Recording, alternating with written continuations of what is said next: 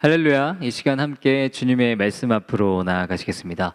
오늘 아침에 묵상할 말씀 제가 봉독하겠습니다. 요나서 3장 5절에서 10절까지 말씀입니다. 거룩하신 하나님의 말씀입니다. 니느웨 사람들이 하나님을 믿고 금식을 선포하고 높고 낮은 자를 막론하고 굵은 배 옷을 입은지라. 그 일이 니느웨 왕에게 들림에 왕이 보좌에서 일어나 왕복을 벗고 굵은 배 옷을 입고 제 위에 앉으니라. 왕과 그의 대신들이 조서를 내려 니느웨에 선포하여 이르되 사람이나 짐승이나 소떼나 양떼나 아무것도 입에 대지 말지니 곧 먹지도 말 것이요 물도 마시지 말 것이며 사람이든지 짐승이든지 다 굵은 베옷을 입을 것이요 힘써 하나님께 부르짖을 것이며 각기 악한 길과 손으로 행한 강포에서 떠날 것이라. 하나님이 뜻을 돌이키시고 그 진노를 그치사 우리가 멸망하지 않게 하시리라. 그렇지 않을 줄을 누가 알겠느냐 한지라. 하나님이 그들이 행한 것 곧 그 악한 길에서 돌이켜 떠난 것을 보시고 하나님이 뜻을 돌이키사 그들에게 내리리라고 말씀하신 재앙을 내리지 아니하시니라. 아멘. 오늘 본문은 당시에 누구나 아는 유명한 도시였던 니느웨에 일어난 특별한 사건을 다루고 있습니다. 선지자 요나가 염려했던 것처럼 니느웨 사람들은 요나가 전한 하나님의 메시지를 듣고 올바르게 반응하여 구원을 얻게 됩니다. 본문을 통해 우리는 여호와 하나님의 속성들에 대해서 알 수 있는데요. 오늘 아침에 그 속성들에 대해서 함께 묵상해 보기를 원합니다. 첫 번째, 오늘 본문은 우리에게 여호와 하나님은 진심으로 회개하는 자를 용서하시는 분이심을 보여줍니다. 본문을 보면 하나님 앞에 악을 행하여 심판이 임박했던 니느웨 사람들이 마음을 돌이켜 하나님께 용서를 구하자 하나님께서는 예정하셨던 재앙을 내리지 않으십니다. 본문은 니느웨 사람들이 진정으로 회개하는 과정을 묘사하고 있는데요. 먼저 5절을 보면 니느웨 사람들은 여호와 하나님께서 온 세상의 주권자이시며 심판자이심을 믿습니다. 그리고 7절과 8절 전반부를 보면 니느웨 사람들은 철저하게 자신들의 죄악을 인정하고 하나님께 부르짖으며 용서를 구합니다. 니느웨에 사는 모든 사람들은 금식하였고 굵은 베옷을 입고 하나님의 긍휼을 구했습니다. 또한 니느웨 사람들의 진심 어린 회개는 여기서 멈추지 않는데요. 8절 말씀을 보면 왕과 그의 대신들은 조서를 내려 각 사람이 악한 길과 손으로 행한 강포에서 떠날 것을 명합니다. 실질적인 행동의 변화가 수반된 회개의 운동이었던 것이죠. 정리해보면 니느웨 사람들은 하나님을 믿었고 그들의 죄악을 낱낱이 주님 앞에 고백하며 용서를 구했고 악한 길에서 돌아서겠다고 각오하였습니다. 요나가 하나님의 말씀을 전하기 싫을 정도로 너무나도 악하게 살아온 니느웨 사람들이었지만 그들이 참된 회개를 하자 하나님께서는 그들을 용서해 주십니다. 우리는 본문을 통해서 하나님께서 원하시는 것은 악인이 그의 죄악으로 인해 심판을 받는 것이 아니라 그가 악행을 멈추고 주님께 돌아와 구원을 얻는 것임을 알 수 있습니다. 에스겔서 33장 11절에서 하나님께서는 에스겔 선지자에게 명령하십니다. 너는 그들에게 말하라. 주 여호와의 말씀이니라. 나의 삶을 두고 맹세하노니 나는 악인이 죽는 것을 기뻐하지 아니하고 악인이 그의 길에서 돌이켜 떠나 사는 것을 기뻐하노라. 이스라엘 족속아 돌이키고 돌이키라. 너희 악한 길에서 떠나라. 어찌 죽고자 하느냐 하셨다 하라. 또한 예수님께서는 누가복음 15장에서 말씀하십니다. 내가 너희에게 이르노니 이와 같이 죄인 한 사람이 회개하면 하늘에서는 회개할 것 없는 의인 99으로 말미암아 기뻐하는 것보다 더하리라. 아멘.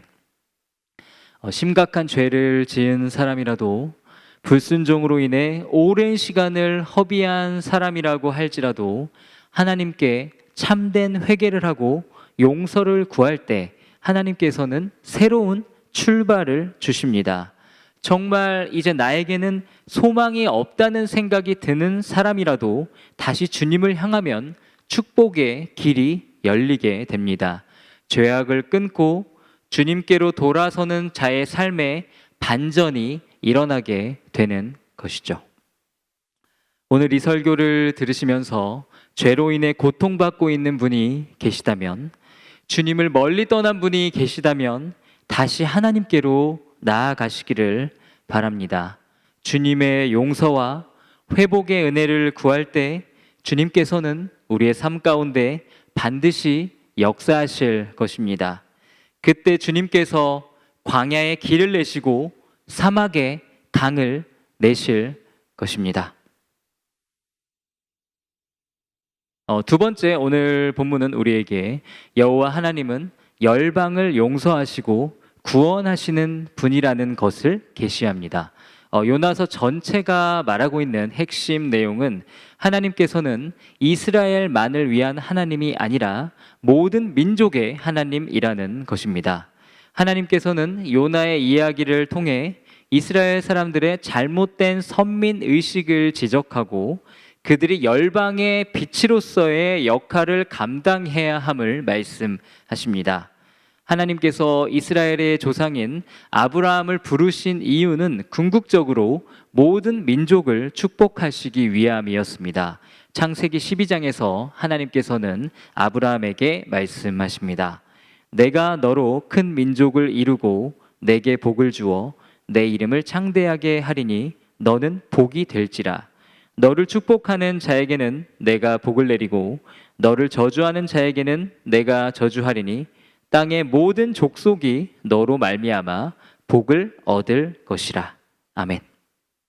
하나님께서는 인종과 상관없이 그를 믿는 모든 자들을 그의 백성으로 삼으십니다. 하나님께 나오기 위해 필요한 유일한 조건은 믿음인 것이죠. 이방인들이었고 심지어 이스라엘 사람들과 사이가 좋지 않았던 니느웨 사람들이 하나님을 믿고 회개하자 하나님께서는 그들에게 은혜를 주십니다. 요나의 생각과는 달리 하나님의 관심은 이스라엘 사람들의 구원에만 있지 않았던 것이죠. 우리는 항상 요나처럼 나 자신이나 우리 주변의 좁은 세계만을 바라보며 살아가는 사람이 되지 않도록 노력해야 합니다. 열방을 사랑하고 모든 민족이 주님께로 돌아오기를 바라시는 하나님 아버지의 마음을 품고 살아야 하는 것이죠. 나의 안전과 성공, 내 가족, 내 교회, 이런 것들에만 관심을 쏟는 것이 아니라 세계 곳곳에서 일어나는 일들에 주의를 기울여야 합니다. 열방의 잃어버린 영혼들을 위해 기도하고 세계 선교에 열심히 참여해야 할 책임이 우리에게 있습니다. 세상에는 닭과 같은 그리스도인이 있고 매와 같은 그리스도인이 있다고 합니다. 닭과 같은 그리스도인은 항상 땅바닥으로 고개를 향하는 닭과 같이 나 자신과 내 주변에서 일어나는 일들에만 집중하고 나와 직접적인 관계가 없는 사람들에 대해서는 마음을 닫고 사는 사람을 말하고, 매와 같은 그리스도인은 먼 곳을 바라보며 날아가는 매와 같이 하나님을 향한, 하나님의 열방을 향한 마음을 공유하며 나와 직접적인 관계가 없는 사람들과 멀리서 일어나는 일들까지 거룩한 관심을 가지고 살아가는 사람을 말합니다.